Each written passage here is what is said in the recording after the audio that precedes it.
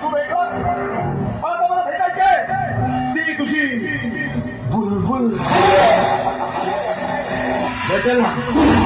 तुझी बुलबुलही भेटेल पण आता मला तुझ्याशी बोलायचं आहे बोल काय केलं तू त्या दिवशी माझी बंदूक हिसकवला त्याच्यानंतर काय केला माझ्यावर ती बंदूक